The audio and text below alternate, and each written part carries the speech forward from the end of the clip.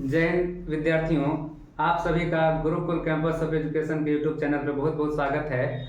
आज से हम लोग पढ़ने वाले हैं इतिहास। जैसा कि हमने आपको पिछले कक्षा में बताया था कि हम लोग इतिहास में सबसे पहले हिंद चिन्ह में राष्ट्रवाद, जो कि इतिहास की दुनिया भाग 2 का तीसरा चैप्टर है।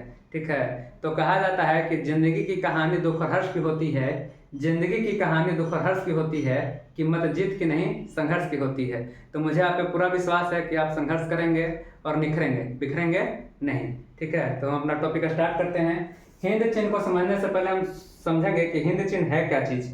ठीक है, तो आइए हम डायग्राम से समझते हैं। यह रहा हमारा भारत। जब भारतीय राजा मजबूत होते थे और इस क्षेत्र में जाकर के जब क्षेत्र को विजित करते थे तो अपना साम्राज्य स्थापित करते थे। चीन के राजा मजबूत होते थे और जब चीन के लोग आक्रमण करके यहाँ पर अपना सत्ता स्थापित करते थे, जिसके कारण यहाँ के लोग कुछ हिंद के लोग हैं, कुछ चीन के लोग हैं। तो अमूमन सी बात है कि यहाँ पर हिंद की संस्कृति भी मिलेगी और चीन की संस्कृति भी मिलेगी। ठीक है, तो यह वैसा क्षेत्र जहाँ पर हिंद और चीन दोनों जगह का संस्कृति मौजूद हो, तो वैसे क्षेत्र को हम हिंद चीन के नाम से जानते हैं। हिंद चीन में मूल रूप से 3 देश आते हैं, लाओस, कंबोडिया और वियतनाम। लाओस का राजधानी है आपका वियंतियान, कंबोडिया का हो जाएगा नामपेन या नोमपेन और वियतनाम का हो जाएगा हनोई। ठीक है, इसके बाद हम बात आगे करते हैं। जैसा कि हमने बताया, और यह जो है हमारे दक्षिण पूर्व एशिया में पड़ता है, दक्षिण पूर्व एशिया में। ठीक है, यह हो गया दक्षिण पूर्व एशिया, यह हो गया यह हमारा जो उत्तर पश्चिम एशिया, ये हो जाएगा दक्षिण पश्चिम एशिया। इस तरह से जो इधर का क्षेत्र जो है दक्षिण पश्चिम एशिया में मूल रूप से एक आता है, यहाँ पर मालदीव आता है। ये वाला देश जो है दक्षिण पश्चिम एशिया में आता है। ठीक है, तो समझते हैं हिंद चीन का दक्षिण पूर्व एशिया एक वैसा देश है, वैसा जगह कहा जाता है जहाँ की संस्कृति भारत और चीन से क्या होती है, मिलती जुलती है।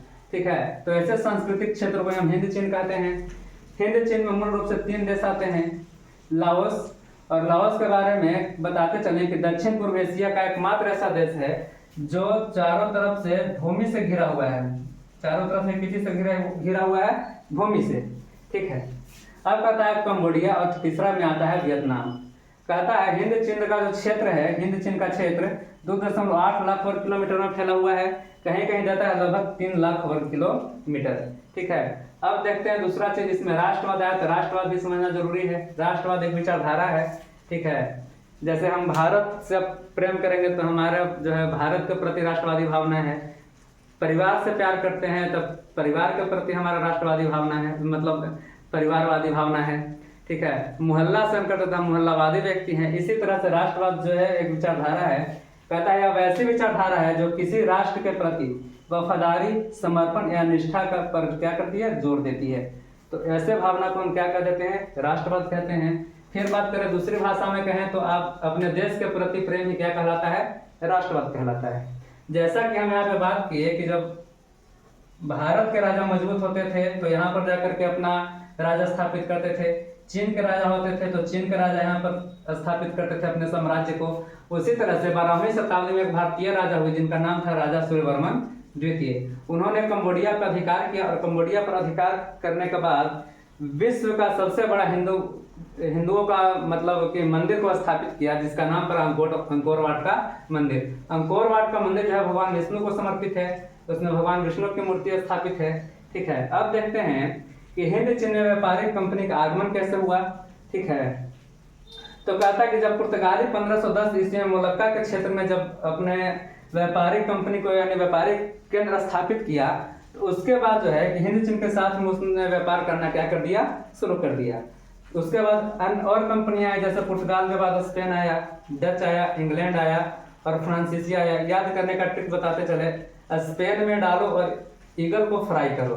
ठीक है, स्पेन को सस्पेन के नाम से इसको जानेंगे हम। ठीक है, यानी स्पेन का मतलब हम सस्पेन में डालेंगे और ईगल को क्या करेंगे, फ्राई करेंगे।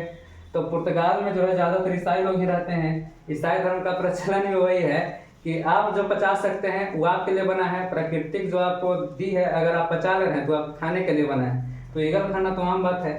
ठीक है, कहता है 20वीं शताब्दी के आरंभ तक पूरे हिंद चीन पर फ्रांस ने अधिकार कर लिया। ठीक है, पूरे हिंद चीन पर कौन अधिकार कर लिया, फ्रांस अधिकार कर लिया।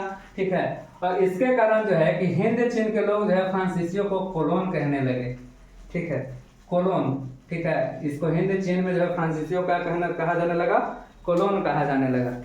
ठीक है, इसके बाद में हम डिस्कस करेंगे, अगला दिन हम देखेंगे कि वियतनाम जब पढ़ेंगे तो वियतनाम दो भाग में बढ़ता है, उत्तरी वियतनाम और दक्षिणी वियतनाम, इस पर भी हम चर्चा करेंगे। ठीक है, तो इसी के साथ हम आज के क्लास को स्टॉप करते हैं और हम मिलते हैं फिर अगले क्लास में। धन्यवाद।